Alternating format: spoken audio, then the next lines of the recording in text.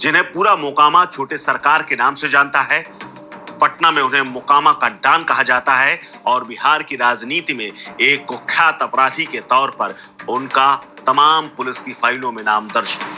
5 बार के लिए भले ही मोकामा की सीट जीती हो, विधायक रह चुके हो और जेडीयू, आरजेडी और निर्दलीय टिकटों से विधानसभा पहुंच चुके हो, लेकिन उनकी जिंदगी का एक बड़ा हिस्सा अपराध के साए में गुजरा है। साल 2025 के विधानसभा चुनावों के बीच में मोकामा के जन सुराग समर्थक दुलार चंद यादव की हत्या के मामले एक बार फिर से उन्हें मुख्य आरोपी बनाया गया है और गिरफ्तार कर लिया गया है। लेकिन अनंत सिंह, जितने अनंत और अतरंगी वीडियोस के लिए जाने जाते हैं, जितने इंटरव्यूज उनके वायरल होते हैं, उसके पीछे उनका एक शातिर दिमाग भी है।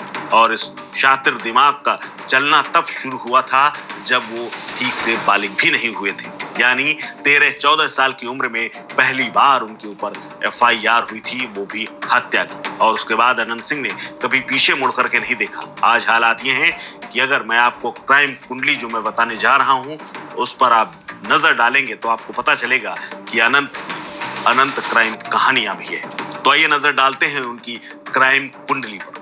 नमस्कार, मैं हूं कुलदीप द्विवेदी और आप देखना शुरू कर चुके हैं वन इंडिया। जो हत्या, अपहरण और हथियारों से जुड़े दर्जनों मामलों पर उनकी रिहाई हुई थी और ये माना जा रहा था कि मोकामा में अब आसानी से जदयू जीत जाएगी, लेकिन अब उसी मोकामा में राजद नेता और जन स्वराज के समर्थक दुलार चंद की हत्या के केस में जदयू के प्रत्याशी और पूर्व विधायक अनंत सिंह को गिरफ्तार कर लिया गया है। अनंत सिंह बाहुबली माने जाते हैं और उनका आपराधिक रिकॉर्ड बहुत लंबा है और यह शुरू होता है 80 के दशक, जब आधा बिहार उस वक्त पैदा भी नहीं हुआ था। आधे बिहार से यहाँ मतलब है कि आधा बिहार जो आज वोटर है, शादीशुदा है, बाल बच्चे वाला है, उसका तब जन्म भी नहीं हुआ था। 80 के दशक में अनंत कुंबे का आतंक तब बिहार में छाया हुआ था क्योंकि ये उन्हें उनके बड़े भाई से विरासत में मिला था। अनंत के बड़े भाई पूर्व मंत्री दिलीप सिंह भी पटना में अपराध जगत में उनकी तूती बोला करती थी।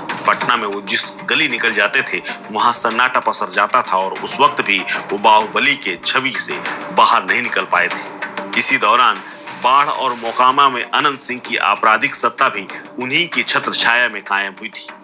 अनंत सिंह की आपराधिक यात्रा की अगर बात करें तो इतना लंबा है कि अनंत सिंह आज भी इस छवि को छुड़ाने के लिए कई बार दावा तो करते हैं कि सब केस फर्जी है, लेकिन जिस अनंत सिंह का जन्म 5 जनवरी 1967 को पटना जिले के नदावा में हुआ था और वो भी एक जमींदार परिवार में, इसके बाद जो उनके भाई से उनको जितनी सीख मिली